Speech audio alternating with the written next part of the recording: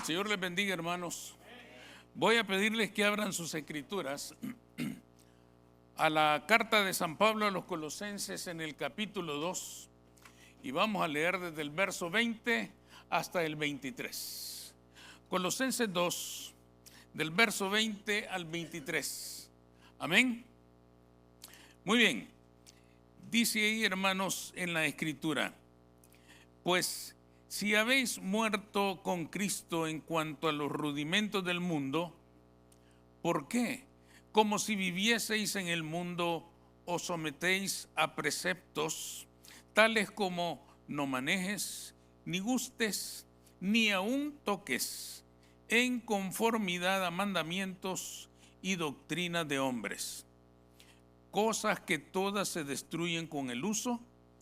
Tales cosas tienen a la verdad cierta reputación de sabiduría, en culto voluntario, en humildad y en duro trato del cuerpo, pero no tienen valor alguno contra los apetitos de la carne. Pueden sentarse, hermanos. Estos versículos que hemos leído fueron escritos por el apóstol Pablo en su lucha por rescatar a los creyentes en Colosas, que por eso se llama a los colosenses, del ataque de varias herejías, es decir, de falsas enseñanzas que falsos maestros les estaban compartiendo. De esta manera estaban robándoles la fe, aquella fe genuina y verdadera a través de la cual habían nacido de nuevo, porque esta es una iglesia del Señor en Colosas. Por lo tanto, hermanos, la amenaza de aquellos falsos maestros era terrible, porque quería arrancarles lo que ya habían alcanzado en Cristo Jesús. Los miembros de aquella iglesia habían aceptado a Cristo como su Señor y Salvador, y le habían confesado como el único en el cual hay salvación. Además, habían sido señalados o enseñados por el mismo Pablo que no existe ningún sacrificio en el cual pueda haber salvación. El único sacrificio en el cual el alma humana puede ser salva es el sacrificio de Jesús de Nazaret, el Cordero de Dios que quita el pecado del mundo. Esto les había sido enseñado, pero en aquel momento falsos maestros pretendían arrebatárselos, comenzando a contaminar la iglesia con cultos extraños y con una forma muy dañina de legalismo que amenazaba con destruir la fe de la iglesia. A este culto falso, Pablo le ha llamado en estos versículos que leímos el culto voluntario. ¿Qué quería decir el apóstol con culto voluntario? En primer lugar, el apóstol Pablo quería decirles que les estaban enseñando un culto basado en la voluntad de los hombres y no en la voluntad de Dios. Ese culto estaba basado en tradiciones huecas, vacías, sin sustancia. Eso es exactamente lo que les había heredado el judaísmo legalista en el cual habían sido enseñados. Aquel judaísmo se había llenado de reglas, se había llenado de mandamientos, de sacrificios, de ceremonias, heredado de tal manera que todo mundo los practicaba, pero que no lograban nada en términos de vida espiritual, pero que no tenían ningún efecto, pero que no marcaban ningún progreso en la vida espiritual del pueblo de Israel. Como el mismo apóstol dice en los versículos que leímos, aquellas celebraciones, aquellos sacrificios, todo aquello que ellos celebraban tenía cierta reputación, cierto nombre de respeto, infundía el concepto de creencia en el pueblo y les hacía creer que al practicar todas aquellas cosas se santificaban. les hacía creer que al ser partícipes de todos esos mandamientos, de todas esas ordenanzas, de todas aquellas prácticas, ellos eran más santos. Por eso en el verso 21 el apóstol Pablo dice: no manejes, ni gustes, ni aún toques. ¿Qué quería decir él? Quería decir: si ustedes dejan de comer esto, si ustedes dejan de beber aquello, si ustedes ni siquiera tocan ciertas cosas impías, entonces ustedes serán santificados. Verdaderamente, hermanos, de esta manera se impuso en la iglesia la costumbre de impedir a las personas que comieran ciertos alimentos. A beber vino quizás. El vino, hermanos, en aquella cultura era como el café entre nosotros. ¿Quién de nosotros vive sin café? El que vive sin café es alguien extraordinario. El que no necesita un café en la mañana para despertar es de otro planeta. ¿Por qué? Porque esa es nuestra bebida. En la cultura hebrea, la bebida era el vino. Sin embargo, ellos les estaban enseñando que si dejaban de beber vino, entonces se santificarían. Si dejaban de comer esto o aquello, serían santos. Si practicaban ciertas prohibiciones que mandaban los hombres que dirigían la religión en aquellos días, ellos serían santos. Estos hombres se equivocaban tanto, y lo peor es que se equivocaban a partir de las Escrituras. No faltaría en aquellos días quien, después de leer los proverbios, prohibiera correr. Porque en Proverbios 21 dice: el malvado corre sin que nadie lo persiga. Así que es prohibido correr. Si ustedes no son malvados, no tienen que correr. Si ustedes son santos, no tienen que correr. Así nacieron muchas tradiciones, así nacieron muchas prohibiciones. Por ejemplo, hermanos, en día sábado era prohibido caminar más de 1000 pasos.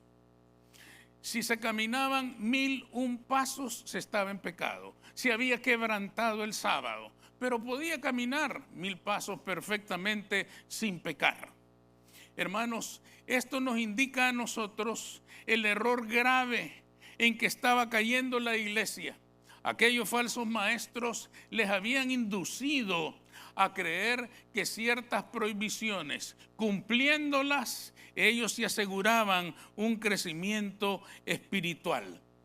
A esto es a lo que Pablo llama el culto voluntario. Es decir, ese culto había nacido de la voluntad del hombre, no de la voluntad de Dios. Esto es lo que él quería decir con culto voluntario. El culto, les estaba diciendo a los colosenses, que ustedes quieren presentar al Señor, no es el culto que Dios ha mandado, es el culto que estos falsos maestros les han enseñado. Y ese culto, en vez de acercarlos a Dios, los aleja de Él. ¿Por qué es importante esto para nosotros? Porque nos hace preguntarnos en qué está basada nuestra fe. ¿En creencias humanas o en la verdad revelada en la palabra de Dios? Algunas creencias cristianas evangélicas nos dicen, por ejemplo, que con solo ayunar cierto tiempo en la semana, 1 día, 2 días, 3 días, lo que sea, la persona se va a santificar. Negándonos a comer durante un tiempo determinado, mediodía, 1 día, 3 días, lo que sea, creemos o nos han hecho creer que vamos a ser santos por el simple hecho de no comer. Pero lo cierto es, hermanos, que si nosotros no tenemos una comunión con Cristo, y si el Espíritu Santo de Dios no hace una obra en nosotros a través de aquel tiempo de ayuno, solo hemos aguantado hambre. Pero muchas veces, aunque esas prácticas tienen cierta reputación de sabiduría, porque es impresionante escuchar a una persona y decir, yo ayuno 3 días a la semana, eso es impactante. Y uno se queda impresionado por las palabras de aquella persona. Pero lo que uno no sabe es que esta persona ha ayunado 3 días y los otros 3 días de la semana se desquitó todo lo que no comió en los 3 días de ayuno. Es decir, hermanos, esto nos viene a demostrar lo que dice Pablo, hermanos, en estas palabras. Tales cosas tienen a la verdad, en el verso 23, cierta reputación de sabiduría en culto voluntario, en humildad y en duro trato del cuerpo, pero no tienen valor alguno contra los apetitos de la carne. Es decir, que lejos de que el ayuno nos haya servido para dominar nuestros apetitos naturales, al contrario, le damos rienda suelta a los apetitos cuando termina el ayuno.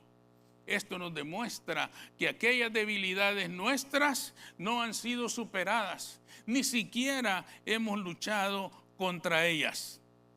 No debería, hermanos, el ayuno dejar en nosotros una riqueza espiritual que evidenciara algo de que nosotros hemos estado realmente apartados con el Señor. Debería dar como resultado que nosotros manifestemos que a través de aquel tiempo de ayuno hemos alcanzado alguna bendición del Señor y esto produce frutos en nuestra vida. Pero ayunar por ayunar, sin que nada suceda en nuestra vida, sin que nada pase, sin que no haya fruto que demuestre que estamos creciendo en el conocimiento de Cristo, eso es una creencia. Eso es un culto según la voluntad del hombre, porque según la voluntad de Dios, si una persona está delante de su presencia, sea en ayuno, en oración, en adoración, en alabanza, su vida tiene que cambiar. Su vida tiene que dar frutos. Su vida tiene que dar frutos que sean evidentes a los ojos de todos. No tiene que anunciar que ha ayunado. Lo vamos a ver el resultado. Vamos a notar que esta persona estaba en la presencia de Dios. De manera que solo ayunar por ayunar, sin que nada pase en nosotros, me parece a mí que ese es un culto voluntario. Y nosotros tenemos que desarrollar el culto no según la voluntad del hombre, sino según la voluntad de Dios. En segundo lugar, Pablo les hace saber que el culto que les enseñaban les estaba engañando. ¿Por qué decimos esto? Porque los maestros que les enseñaban tenían cierto prestigio, tenían cierto reconocimiento de ser sabios, de ser conocedores de la palabra. Y las reglas que les imponían tenían también cierta reputación de sabiduría. Pero ambos, maestros y reglas, estaban muertos. No tenían vida, no tenían sustancia, no tenían esencia que transformara al ser humano. El culto, hermanos, inventado por los hombres, lejos de debilitar la carne, la alimenta de forma extraordinaria. ¿Por qué decimos esto, hermanos? ¿Por qué entre los colosenses, aquellos que no comían, aquellos que se sometían a cierto sacrificio del cuerpo físicamente hablando, miraban a los que sí comían y los miraban inferiores? Hay hermanos que ayunan y después de ayunar vienen a la iglesia y dicen: no me toque, hermano, porque he ayunado. Que sus manos impías no se posen sobre mi cuerpo santificado a través del ayuno. Ahora, ¿dónde está el engaño, hermanos? El engaño está en que a los colosenses el no comer ciertas cosas, el no beber ciertas cosas, el no hacer ciertas cosas, les hacía creer que ellos eran superiores a los que sí las hacían. Si alguien no comía ciertos alimentos, miraba comer al otro que sí lo hacía y lo miraba inferior. Y en el acto de mirarlo inferior, lo despreciaba. ¿Es cierto eso o no? Cuando nosotros declaramos que somos superiores a otro, lo estamos mirando inferior a nosotros. Y al mirarlo inferior a nosotros, no lo estamos despreciando. El apóstol decía, los están engañando, porque ustedes creen ser más piadosos que antes, pero hoy, después del culto voluntario, son más impíos que antes. Porque si desprecian a su hermano, no están creciendo en el conocimiento de Cristo. ¿Era acaso, hermanos, el orgullo egoísta un fruto del crecimiento espiritual? El orgullo no es otra cosa sino el resultado del engaño. El engaño del orgullo que nos hace creer que nosotros somos grandes y maravillosos, que nosotros somos superiores a los demás. El culto voluntario, hermanos, parece diseñado para adorar a Dios, pero en realidad lo que logra es que nos adoremos a nosotros mismos. No enaltece a Dios, nos enaltece a nosotros mismos. La persona que practica el culto voluntario se mira al espejo y ve un león que ruge, fuerte y poderoso, pero la realidad de la imagen es un gato que dice miau.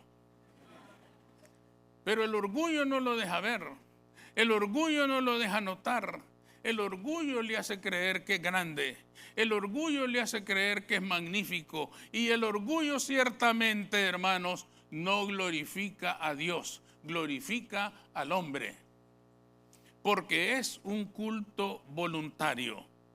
El orgullo no es otra cosa sino el resultado del engaño. Pero además de negar la gloria de Dios, engañaba a los colosenses, haciéndoles creer como la verdad aquella terrible falsedad que escondía una dolorosa decadencia espiritual en aquella iglesia. Esta iglesia del culto voluntario creía ser grande, magnífica, piadosa, santa, santificada a plenitud. Pero el engaño del culto voluntario no les dejaba ver que en realidad cada día eran más pobres espiritualmente. Cada día decaían más espiritualmente como iglesia de Jesucristo. Esto nos lleva a nuestra última reflexión. Hay una diferencia básica, hermanos, entre el culto voluntario y el culto según la voluntad de Dios. ¿Cuál será esa diferencia? El culto voluntario es el esfuerzo del hombre tratando de alcanzar el cielo con sus manos, tratando de alcanzar el cielo con sus méritos. Por eso tienen tanta importancia para muchas personas las penitencias, los sacrificios, caminar de rodillas, cumplir promesas y hacer tantas cosas, caminar a pie largas distancias, porque las personas creen que a través de hacer eso alcanzarán el favor de Dios. Creen que su esfuerzo, creen que su dolor físico, creen que las penas que pasan cumpliendo todas esas cosas le han ganado el favor de la salvación y de la gracia de Dios. El Señor encontró esto en su tiempo. Y en Mateo 7 y verso 9 les dijo: bien hacéis vosotros, invalidáis el mandamiento de Dios para guardar vuestra tradición. Una cosa son las tradiciones humanas y otra cosa es la palabra de Dios. La gran diferencia entonces entre estos dos cultos, el culto voluntario y el culto según Dios, es que, como ya hemos dicho, el culto voluntario nace en la tierra, del corazón del hombre, y pretende alcanzar a Dios. Pero el culto de Dios nace en el cielo, del corazón de Dios, y pretende alcanzar el pecador a través de Cristo Jesús, el Cordero de Dios que quita el pecado del mundo y el único en el cual hay salvación. Esta es la gran diferencia entre estos dos cultos. El culto verdadero es el esfuerzo de Dios buscando al pecador, llamando al pecador, atrayendo al pecador para hacerle misericordia. Esto nos indica que los cultos voluntarios nacidos en la tierra nada pueden hacer por nosotros en términos de salvación. ¿Qué quiere decir todo esto, hermanos? Tenemos que asegurarnos que estamos en el culto según la voluntad de Dios.